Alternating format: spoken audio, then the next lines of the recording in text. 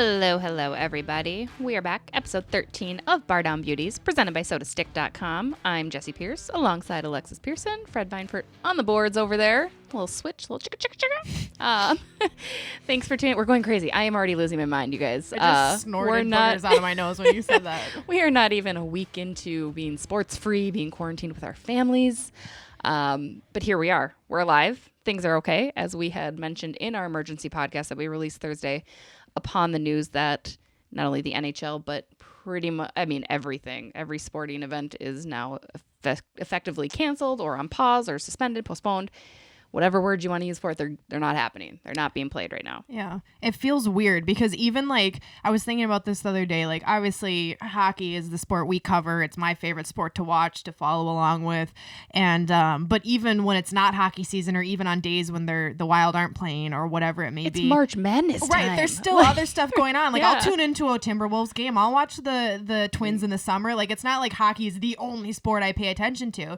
And it's just weird because it's like no hockey, that's one thing. There is parts of the year where there is no hockey, right? It's not like super unusual, but then it's like no sports at all. It's like I don't know what to do with myself. Like I like it just is weird. I go on Twitter and like the other day I tweeted about this, but I went on Twitter yesterday and somebody tweeted like that Austin Matthews has the most like Wednesday night goals. I'm like, this is what it's coming to is we're tweeting about one player's one day of the week statistics. Like I just it's so weird. It's like I'm trying to find like comedy in it because it is funny in the sense of like how people are reacting to it. Yeah. But it's just so weird and like I'm bored. I sit at home and I'm like, there's no sports to watch. I'm not going to work to cover sports. There's no sports on Twitter. Like I don't know what to do. It's entertainment. Yeah. Like it's literally what we're so used to having entertain us. And I mean, yes, like we've talked about, it's a job, but it's fun. At the end of the day, it's something that everybody gets together and watches. I think even when I had left my full-time job, I was saying something like, yeah, I don't know what I'm going to like do at night now. I have to go to hockey. I've been going to bed at like 9 o'clock. But their response was like, well, like you could hang out with your family and your kids. And I was like, wow, that's Any a other options? lot of family time,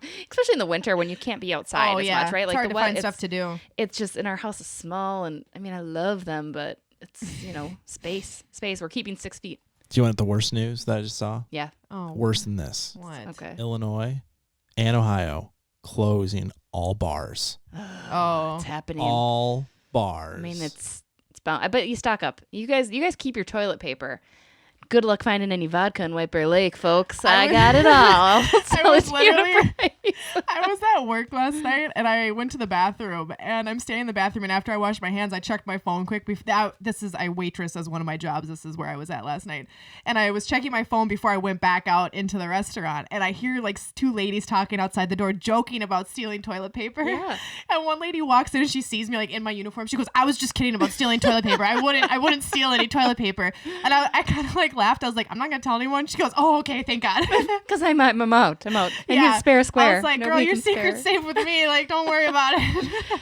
It's a crazy mad world. Again, things will be okay. We will survive this. It'll be fine. I do think, we make light of it because there's nothing else to do. We have to make light of it.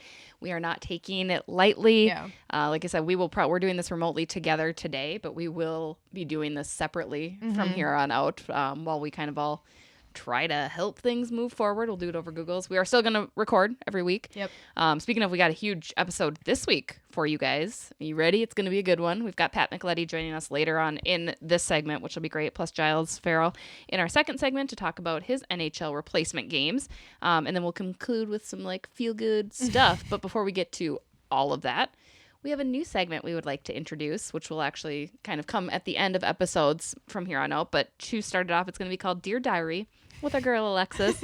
Alexis used to write in her journal about different Wild games. And tell us, all through your youth you did this? Like you just, that weird girl? Were you? Yeah, no, I was that weird. I still am that weird girl. But yeah, so when I was younger, I used to have one journal I wrote in when the Wild lost and I was angry, and one journal I wrote in when the Wild won and I was happy. And a lot of caps in like the angry one? Like some of it's like illegible. I'm like, what was I even trying to say there? And I would like clip newspaper clippings and tape them into the journals. And it's actually like kind of cute looking back at it now. I'm like, oh, these are like memories. And like some of them are talking about going to games with my family and all that stuff. stuff. So yeah, but there's looking back on it, there's some funny things that I'm just like, why did I say that? So yeah, we're gonna tell you some of those funny things. This is what it's come to when there's no sports. Hashtag content. I think it's gonna be great. So again, you'll hear this at the end of every episode. But for now, we're gonna give you guys that taste of it. So without further ado, here's Dear Diary with Alexis. Let's just go with the Oilers game plan. Do nothing and get lucky. It seems to work better than our plan. Work hard and not get rewarded. And that's Dear Diary with Alexis. That is amazing. I'm so excited for this, you guys. This is going to be wonderful. Yes. We're gonna take a short break. We'll leave you on that before we come back with Mr. Pat Micheletti. We'll be right back. We are joined now by our very favorite, Pat Micheletti, to talk about all of this craziness, all of this madness that's kind of circulating our sports world. I mean, the world in general. You mean the non-existent sports world? The non-existent sports world. Pat, how are you feeling? Good, but, a little disappointed that all this is happening. And, the main thing is we have to keep everybody safe and, probably the smartest thing that could have happened, I guess. Right. Yeah, this is, it sucks as people who like sports and work in sports and enjoy sports. But I think a lot of people are wondering, what happens next? You took this step to keep people safe, which, as you said, it was the right decision. And hopefully this is short term. But we still got to think about, well, how do we move forward from here? What do you think? Is the season going to resume? Are they going to go straight to playoffs? Are they going to cancel the season? I mean, what is going to happen and what are the pros and cons of some of the options? Well, I think, from what I've gathered, I think that they're going to probably have multiple plans in place because we just don't know if it's going to be a week, 2 weeks, a month, 2 months. What's the drop dead date? So, I think I think they got to think of all of those things. What about the teams that are out of the playoffs right now? Are they out? Are we going to play a 5-10 game? Finish up the season and let the teams catch up in the number of games that they've played. I think there's just so many factors that they have to consider. And then, if we're off 3 weeks, you can't just send the guys out there to play a game. Mm-hmm, they're going to need, 3, 4, 5 days. And from what I gather from talking to Bill Guerin, is that they don't want any of the guys around each other now. Mm-hmm, sure. And how long is that going to go, right? So they can't practice together. They want the players to work out on their own in their own home gyms if they have any. That's a lot to deal with, and it's a hard question to answer. Well, and then, you kind of touched on it too. It's like if you, say this in a month, kind of all clears up, but now you're deep into the season and then you're extending the season. Do you think that if they were to come back, if there were for some reason, say it 3 weeks, 4 weeks, they finally say, okay, I think we can resume normal activity. Things look like they're, in the green a little bit. I mean, there's no way that you could finish out the season as it was, right? Like you'd have to shorten it. You'd have to consider some other drastic changes in order to move forward. Well, without a doubt. I mean, you modify everything. I mean, you have to. I mean, just think if it went normal and we started in a month, well, that puts you practically into August, and then I mean, that's if you're lucky to get all the dates that you want and all of that sort of stuff, and then you only give the guys 3 weeks, 4 weeks before training camp. Yeah. I mean, that we don't think about that either. And then the draft and then free agency and, all of that stuff is, because you don't know what guys are going to retire, what the cap is, what you have to play with. I think it makes it really, really, really difficult. We have good people running the league and smart people and, they're gonna do the right thing. Just off of that, all of, I was just thinking yesterday when I was at the X doing my show, and I was just thinking about all the people who work in the arena, and all the friends. And when everything shuts down, you start to think about all your friends, you guys, all of us in the media, who we don't see, who we, not take for granted, but it's part of of what we do, right? And it just that kind of you just you hate to see people out of work. People can keep our jobs going, and so that's real difficult, and that's why it's real important that we all stick together and we all do what's best for everybody. Well, the last time we saw anything at all like this where a season is put on hold was the lockout, which was now, 15 years ago? So a lot of people have, don't remember that time, or some hockey fans weren't born during that time. How young Alexis over here. Right. Hey, I was 10. How similar is this to the lockout? Completely different, I think. Because it affects our whole country. And the whole world, I should say. And it's not just a hockey thing. It's, every facet of life. And it's something that none of us have dealt with before in our lifetime. And so I think we're all learning from it. And, I just think we do the best that we can and help others and do smart things and listen to the people that are in control of the decisions that are being made. Right. I mean, it's uncharted territory for everybody in every facet. I think when sports started petering off, everyone's like, "Oh my gosh, like this is I now felt it's lost real." for about 4 days. It's just kind of insane. It's a good lesson about what sports does for people. I mean, everything is. Everybody in the world was looking forward to the March Madness, to the Frozen Four, to the NHL playoffs, to the NBA playoffs, to everything across the world. A lot of our life revolves around of watching sporting activities and being a part of it, and that's what is so hard. For people, we have nothing to do, right? Yeah. And maybe it's a good lesson to branch out a little bit. Exactly. But it's so true, and it's the engine of what keeps people going, keeps people like us going. We love it, we live it, and now we don't have it. Absolutely. How does this kind of affect maybe Dean Evson's bid to remove that interim tag, or how does this maybe affect Mikko's decision too? I mean, now that the season's cut short, any possibility of making that playoff push or even potentially doing a run, what do you think the effects are there? Well, it's really it's in the hands of Bill Guerin, right? Right. Staff, and he's got to determine it.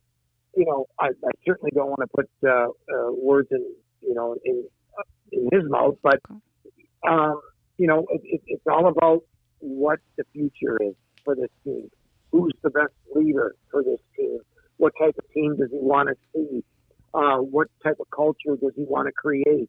And I think, I don't think so much with Dean, it's wins and losses, because what he did was step into a situation where he was asked to help right the ship for the rest of the year. And then so I really don't think, if Dean was 0-12 right now, that would have, or whatever number of games. Sure. You guys know better than I, but I think it's 12, right? I think they're game 69. Nice. I know that. Something like that. Yeah. Okay. So, I think it's about, what's best for the future. Kind of like at the trade deadline, right? Yeah. It's not about really for now. It's about what do we want our team to look like for the next 5, 6, 7 years? What moves should we make or not make? What should we do this summer? So I think all of those are all factors. So, it's easy to sit here and say, well, he was, 10, 1, and 2. Why shouldn't he get the job? Well, there's more involved. I'm not saying that Dean, won't be the guy that they pick, but I just think there's so many other factors that go involved, and in that process. So, I don't think he's hurt himself. I don't necessarily think that he's helped himself. I mean, they know what they have in him, and is he the guy that's going to lead the team in the future? Yeah, let's there's a lot to be talked about with the Wild, but let's transition a little bit and talk about NCAA athletes. I know you're very involved in that world as well, and we've seen a lot of talk about people saying, well, give the seniors an extra year of eligibility, give them a chance to have a full senior season, and to really take advantage of that. What do you think about that? Is that a good idea? And if not, why don't you think that would work? Well, I think it's really hard. I think it's really hard to do because what about the guys who are already out? Let's, pick a team that's eliminated from play. Do you give those guys another year? That's one factor. Second factor, some of these guys are at a point in their career where they're ready to move on. Yeah. Okay. Mark Micheletti example, for Minnesota State, he's going to get offered a nice deal by an NHL team. And you know what? As much as he'd want to win it and want to be with the guys, I don't know if he'd want to come back, to try to do it again. And do you think that would hold him back at all? Like, do you think, I listened to you actually, you're Beyond the Pond yesterday with Mike Hastings, and he had mentioned he wouldn't want these guys to feel held back from moving on, right? Right. That's one thing I will tell you about these college coaches and dealing with them, over the years is that, when you sit down and talk to them, I will ask questions, just like Marie, and I get pretty much the same response from each coach, and it's like, what, if they're ready, we're going to tell them. If they're not ready, we're going to tell them that also. One coach in particular, who shall remain nameless, it tells me a lot of times he'll get out the roster of a team that a player was drafted by, and he'll say, "Okay, here's their lineup. Where are you going to fit in?" Mm-hmm. And it's kind of like a wake up call for some of these guys. It's like, "Hey, wait, I can't step into that lineup." Well, if you're not ready to step into that lineup, stay another year then. Mm-hmm. And that's how he handles things, and it makes a lot of sense. Because, kids get the impression or the dream or whatever you want to call it where, I'm just going to step right into the NHL. And it's not the case.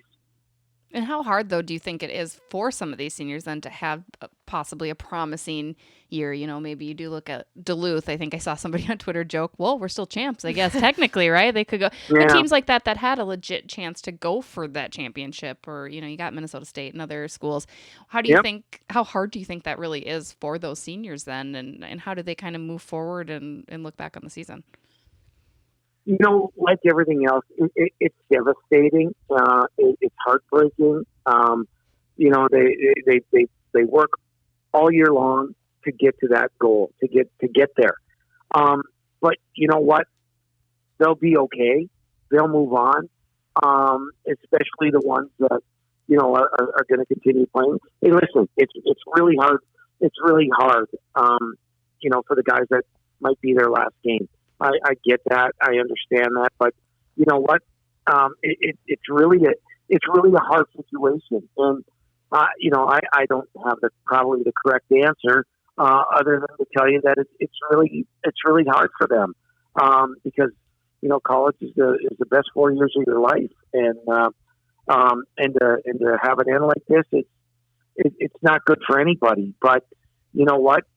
We're dealt with a situation where, there's nothing else that could have been done. So how about the KHL? Let's switch to even another league here. This one hasn't been suspended, though. Yep. And I'm sure everyone is wondering, everyone is already on edge about Kirill Kaprizov coming or not coming to Minnesota next year. The fact that the NHL is suspended for now and potentially may not be, have a finished season here, does that affect his decision to maybe come over or anything like that? Is there going to be any issues with that? No, I don't think so. His contract's up, and I have heard from multiple people he wants to be here, and so I wouldn't be too concerned about that. And, I think he's got to like what. Listen, I'm sure through his agent and through everything else, he's kept tabs on what this team has done and what they're doing and the direction that they're heading. And listen, I can't wait until the kid gets here. I've seen him play a number of times, and each time I get more impressed with him. And again, we have to be really careful because, I mean, just think about it. If you were him and you were coming over to another country and you don't speak English and you are 22 years old and you are living on your own and all of that. Now, I'm sure they're going through all of the steps to make it as convenient for him when he does get here. But my point is, it's not an easy transition by any stretch. I remember when I left here to go play in Italy, I had 13 other North Americans on my team, and it was still hard, to get used to the lifestyle and the language and all of that stuff. Everything is in an adjustment. It takes some time, and so I think he'll be fine. I think they'll, it's the National Hockey League. They take care of their players, and they know, what's best for them and how to help them. But nonetheless, it's going to be a transition. But Minnesota's going to be getting just a fabulous player. So the sky is not falling, Minnesota Wild fans. We will expect Kaprizov to be here, right? Look forward to that. Listen. Here's how I look at it. Right. I'll break it down for you. Not that I need to, because you guys probably know more than I. but that being said, what do they have to address next year? They have to address their goaltending situation. Yep. Like it or not, Devin Dubnyk has another year left on his contract, and Alex Stalock is a heck of a backup goaltender who's turned into a number one right now. But going forward, they need to address that. Yeah. Secondly, they have you ask anybody in the league, there's not a team that wouldn't take Minnesota's top four defensemen, and when healthy, and so you have a backbone of that to start with. That's pretty darn good. Up front, hey, let's not kid each other. They need help up the middle in the worst way, and I don't know what's going to happen with Mikko. I have an inkling, and you guys probably again know more than me on this, but more than likely he's going to retire. And so, but that being said, they need to get more dynamic up the middle. They need a little bit more speed up front. Now you have the superstardom and what we're seeing in Kevin Fiala, add a Kaprizov, add the maturity of Cunning and Greenway, and all of a sudden you've got much younger. You've got some experience in Zach and Zuccarello, and then you get a number one draft pick that, according to people I talk to, Minnesota lands inside the top 10. That guy might be ready. They say the draft is at least 10 deep, and some guys take a little longer, but you may see a whole new top six next year, and you've got all your D back. All of a sudden that puts you at another level, and we've seen the resiliency of this team. Like it or not, the ups, the downs. No one enjoys it, but somehow this team finds a way to keep playing, and when you have that, boy, that's a very good culture to have. Great minds. I was actually going to ask you about every single thing you just laid out, so I appreciate you doing that. But do you think that makes I get in trouble? You did so good.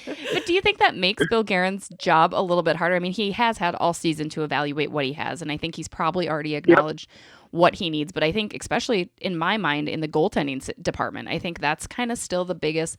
What do we do? Because personally, I would have liked to see Kaapo Kähkönen had he not, because I believe he got injured here. Yeah. But I would have loved to see him come up again and see what they have in him. And I'm sure you've seen a little bit more of the team down in Iowa. Do you think he's a viable option to consider being elevated to an NHL level, or do you think that they need to think about going after a goaltender this summer? Well, I would say this. I echo your sentiment on him getting more playing time up here this year, and I say that because we've only seen a little bit, right? We haven't seen 10 games. We don't know if he's NHL ready. And when you play as well as he has, in the American League, that's a good indicator, but it's not the best indicator because you're not playing with against players that are as good. You're not, especially your sharpshooters in the league. The guys up here, they know how to get the puck in the back of the net, and the pressure and everything that goes along with that. So I like the way he's trending. I don't know if he's ready to be a number one yet. And if you're a team that what I just previously talked about, are you sure you're ready to go with him as a number one and roll the dice? That's really difficult. There's maybe a chance he will back up next year, but I still think you need a veteran goalie with the team that you have if you want, to really give yourself a chance to win. So, we'll see. And regarding Bill Guerin, guess what? If you ask the general manager, he wants to have the pressure, or what word am I looking for? The high expectations. Yeah. The tough decisions to make, because if you have tough decisions to make, that means you got a pretty good team. Yeah. Right? Instead of just saying, well, yep, I'm going to dump this guy, rebuild. I don't think you have to rebuild. You've got to retool. And with that retooling, you've got tough decisions to make. Yeah. And so the more tough decisions you have to make as a GM, I think the better for your team. Yeah, I mean, there's a lot to be decided, and a lot of it's going to come down to, what do they do with the rest of the season, which is unfortunate because we can speculate all we want, but we won't know kind of how everything's going to shake out here until it starts to shake out, and we're still in kind of this waiting period. But we've talked about a lot of sad things. We've speculated a lot, so let's end on a good note. Jesse and I put out a tweet about favorite NHL game, something that stuck out as far as a fun game you went to or a fun game you watched. We want to know, Pat, do you have a favorite memory of an NHL game that you watched? Doesn't have to be wild. Does not have to be wild, really. And I'm sure you have hundreds, but what is your favorite NHL game? Don't want to put you on the spot here. No, you are, but you know what? My favorite time of watching the NHL. Okay, so I won't put it down as one game, but I will tell you back in the 80s when the Islanders were on 5 in a row. Yeah. Watching those Stanley Cup games and then transitioning into the high flying Edmonton Oilers when they didn't care if they won games 8-7, 9-8. It didn't matter. And those games were the best for me. I loved it. And as a little kid back then, you are, emulating all of those players and trying to do the things that they do. I go back as far as, Bobby Orr and Guy Lafleur and the great Montreal Canadian teams. And, growing up and living in Minnesota, and Jess, you know this very well, we only had hockey night in Canada every Saturday night growing up. And so for me, it was either the Toronto Maple Leafs or the Montreal Canadiens. And they play, Philadelphia and Boston and, it was the original six and all, those teams. It was, you couldn't beat it. And, you live for it, every Saturday night. I love it. I think that wasn't a very good answer, was it? That was a perfect answer. What are you 20 years of you have all of this. I love them all. One game. He's like the entire 1980s. Yes, exactly. Hey, that's fair. Yeah. That's a good one, though. I appreciate it. What do you do now, Pat? What do you do? I mean, what do you got going on? My thumb. Yeah. Twiddle my thumb. we're week to week on Beyond the Pond now. Okay. We don't know. We're supposed to go till May. So, I'm sure I'll be doing a lot of podcasts. I'm sure I'll be doing, a lot of radio interviews because, hey, who's not available now, right? Yeah. And, I think our radio show will be, better because, we'll be able to get people that might typically not be available, and and we'll get some good insight and hopefully inform the people of what's going on, what the process is, what our potential timetables and playoff scenarios but you know what? Let's just hope that we're all back together here, within a month's time and enjoying the playoffs. I agree. We'll have you on anytime. We'll keep you plenly busy. You're our Yeah. expert, Well, analyst, I believe. I was a little nervous. I have to admit, I didn't think I was up to speed. I hit the threshold of being a regular with you guys. But I'm so happy to get the call. Of course, always. We'll keep you. So, and I guess one more final question. Do you name a cup champion? So say the season is done right now. No, You can't, right? No cup. No cup. You can't. No, just like college, no Frozen Four champ, no, Mhm. None of that. And I think it's silly to talk about because when you win a cup and when you win any championship, and you guys you two have played sports, and I don't know if you've won championships or not. Of course, I won championships, Pat. Come on, man. Well, I don't know. I know where you're from. So, but that being said, you know how hard it is to win a championship. Yeah, you don't want to just hand it to you. No, and the feeling that you get when you do win, it's indescribable, right? You can't describe the feeling. Winning it with your friends, your teammates, your equipment guys, everybody, your fans. There's nothing like winning a championship. I'd agree. Well, you're a champion with us, Pat, so we will have you on again. Thank you again, Pat Micheletti, for joining us. You can listen to him, Beyond the Pond, then still going on Saturdays, right? Yep, 10 to noon. 10 to noon. Tune in and listen. Before we take our next break, we want to give a shout out to SodaStick.com, our presenting sponsors. They're releasing a McGolden Light Pond Hockey apparel line, which launches today. Be sure you go check that out, along with everything else that they've got. I personally love McGolden Light, and I love clothes, so this seems like a natural fit for me. Yeah, it's a solid combination. I'm not like the biggest beer drinker. It's not my go-to drink, but in the summer, a nice McGolden Light on the lake. In the summer, it's a little bit better. Yeah. I'll put back some beers in the summer. Shotgun one of those, beer bong. Queen of the beer bongs. Is that a challenge? Oh my God, that's content. Content. This is what we're going to be doing while we're quarantined from afar is beer bonging. But definitely go check out that line along with everything else that they have to offer. Slap down that Bar Down Beauties code at checkout for free shipping. We'll be right back.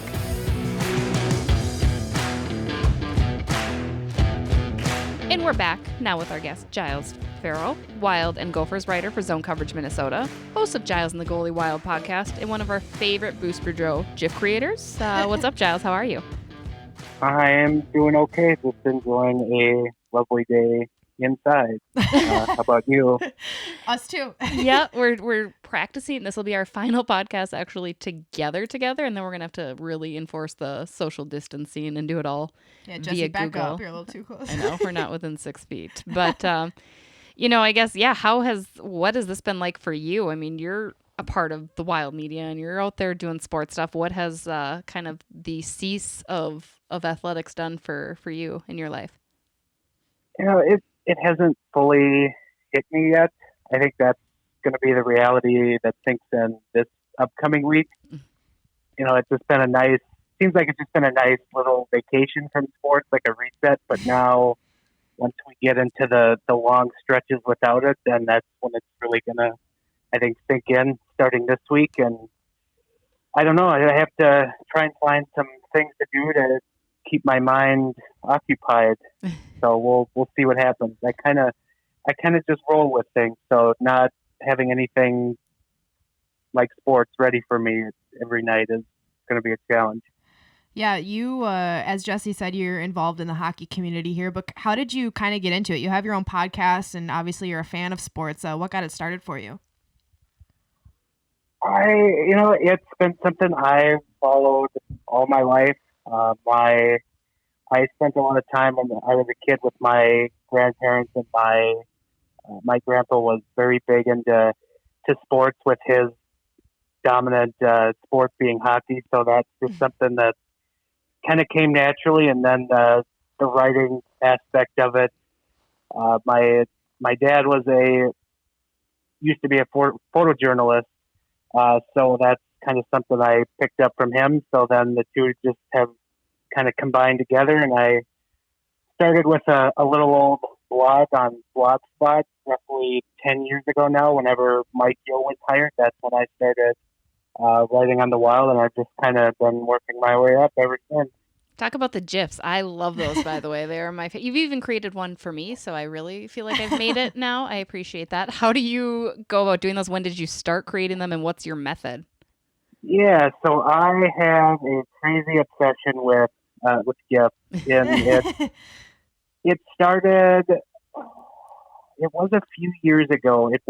I started doing them, I think it was the first year of Bruce Boudreau. I think it was very late in that year.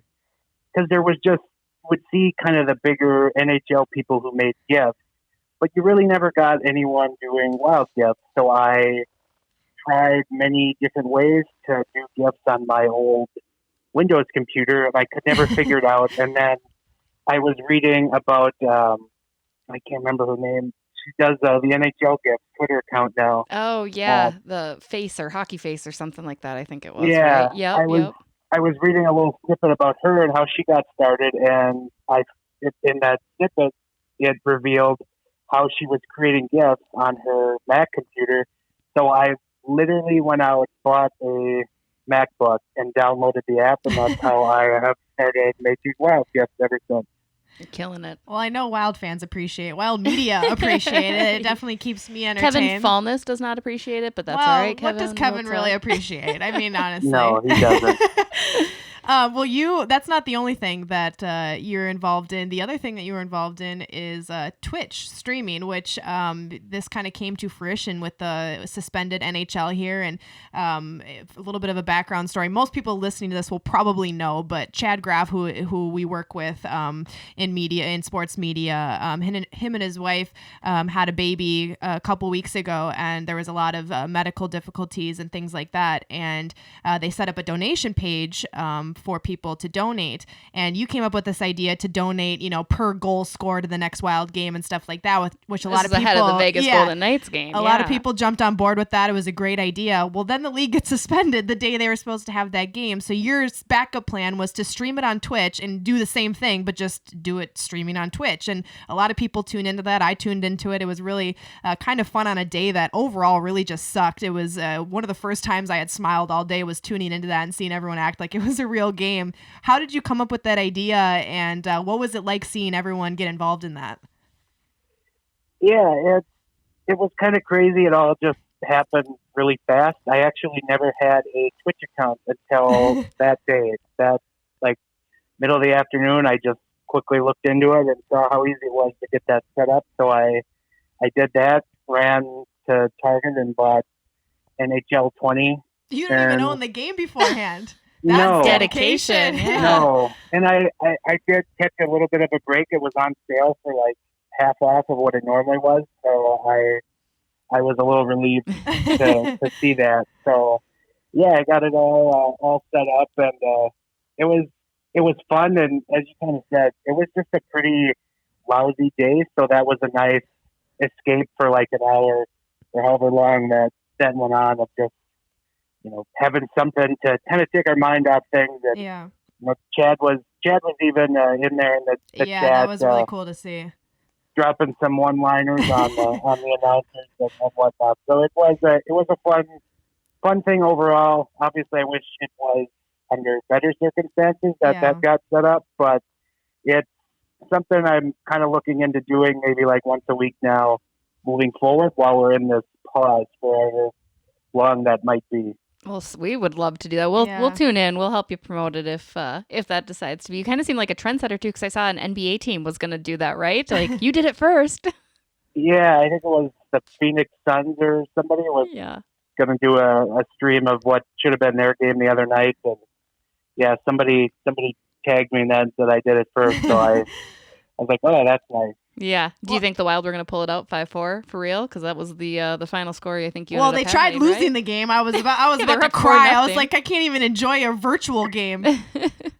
Yeah, it had a very lifelike reality to it when the Wild were up 5-1, and they let that lead slip away to 5-4 in the third period. Brad Hunt really tried to give them the fifth goal in the end.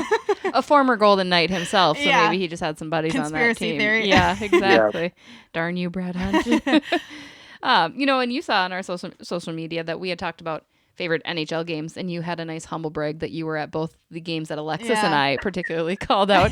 But what's your favorite NHL game for those listening? And it doesn't have to be Wild. I'm sure it's probably Wild related, as us Minnesotans like to do. That's such a loaded question, because I can literally think of about 10 off the top of my head that those are fantastic games. But I guess for me, I always have to go back to the 2002 title game between the Gophers and Maine that was played here in St. Paul that went to overtime. That was one of my earlier hockey memories that I have. And, we just had a kind of an impromptu family gathering, and then everyone obviously went nuts when the Gophers won the game in overtime. And I watch it every now and again still, and it still just stands out as such a great back and forth hockey game, so I always have to pick that. That's a good one. I don't blame you there. Yeah, we asked Pat Micheletti earlier, and he gave us a span of about 15 years that were his favorite. It's like, all right, well, that wasn't the question. Just to narrow it down for you, we'll go with this decade. That sounds about fair. Yeah. Well, before we let you go, Giles, tell people where they can hear you, where they can find you, and anything additional that you've got planned coming up here while we're on this sports pause. Yeah, right now I am writing at zonecoverage.com. I am quickly trying to find some things to write about in the coming days and weeks, and I even crowdsourced on Friday on Twitter to see if anybody had any good ideas, and I think I had a few. And then I also do a podcast, Giles and the Goalie, and we are going to record weekly through the pause. We'll try to stick to Minnesota Wild topics, but we might get off tangent because there's not going to be a whole lot of news. No. So yeah, I think we love to argue about food or movies or favorite Batman. So that's a good kind time of a for small it now. sample of what we're probably going to get into. I love it. Those are always good topics. Wasn't there a Mighty Ducks topic too? I think when I was on a couple years ago, there was a Mighty Ducks question. Yeah, we had a jersey. We always ask our guests a couple different questions. Jerseys is one because we're big jersey critics. Mm-hmm. We kind of ran that segment pretty good into the ground, so we kind of steered away from that this year. Yeah. But yeah, I think that was it. Or oh yeah, favorite jersey. We always argue about the Mighty Ducks because he likes to push my buttons on that too. So that's what you got to do to your co-hosts, right? Yeah. Right, Alexis? Yeah, it's like you not letting me forget that Matamita I beat my high school 3 weeks ago. Never forget. It was a great time. I'm still living on the high. Well, Giles, again, thank you so much for joining us. We'll definitely have you back on, and best of luck while we all struggle to find the stories and relevant topics through this uncharted water. Yeah, anytime. I'm pretty sure I'm about to be self-quarantined here in the next week, so feel free to give me a call whenever. Sounds good, Giles. Thanks so much. We will be right back.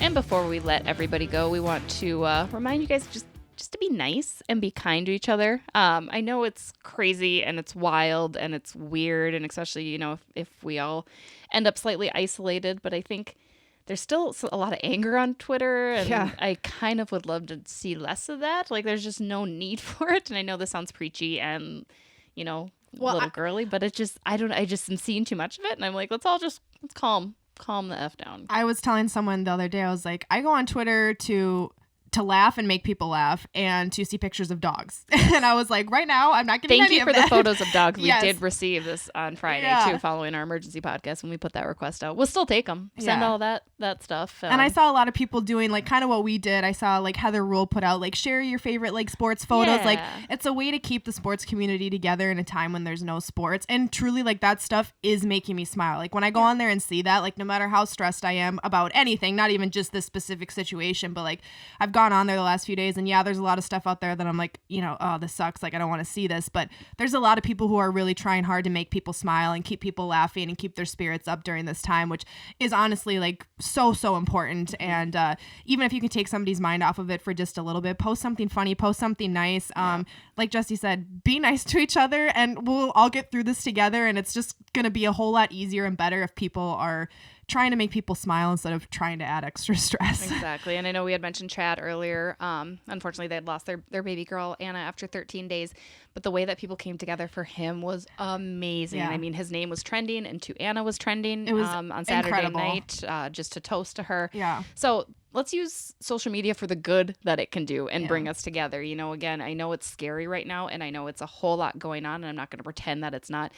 But you can lighten it up. And if you ever see us joking about any of this, obviously take it for that too. Yeah. Because I know sometimes I'm always having to be like, disclaimer, I'm just kidding. Yeah. But that's how I deal with things too. I think Yeah. that's how a lot of people deal with it in the stress and anxiety. And we're well aware of everything that's going on and not trying to belittle the situation ever.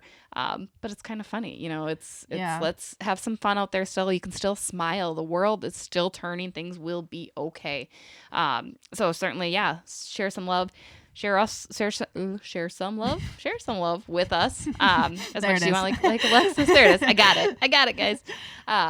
But yeah, we'd love to see your smiles. Love to Yeah. see your sports takes and If you have anything that gets you ideas going. for stuff you want us to cover also in this time, like we have some ideas and we have guests that we'd like to bring on and stuff, but if you guys like have a good idea for segments you want to see or stuff you want us to get into in a time where there's really not much to talk about, give us ideas. Like we would love to hear what you guys want to listen to, and obviously, you know, if you're asking for it, that means you want to listen to Yeah, it. So right. we want to give you that. So we do have a lot of ideas, and as Jesse said, we're going to keep recording podcasts. But if there's stuff you want to hear or see on social media, let us know and we'll do our best to get it to you. We're here for you. We want to continue to provide a fun distraction a Yeah. little bit too. We want to get out the information, but there's not much going on in the news reporting system. We can only talk about the NHL being paused for so Yeah. long before we have to move on to other topics. So it'll be a fun challenge for us to find some new content. I think we're up for it.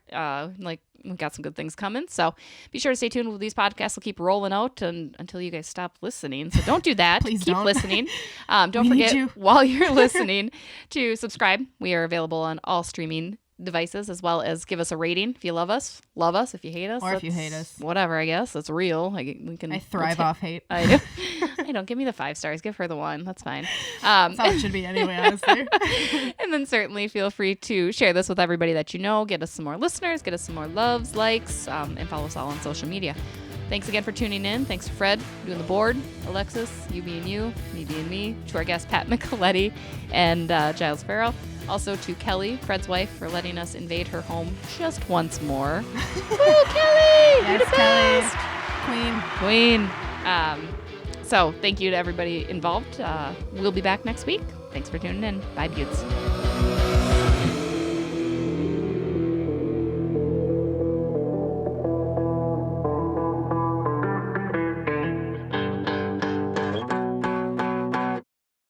Near, near, near, near, near, near, near, near.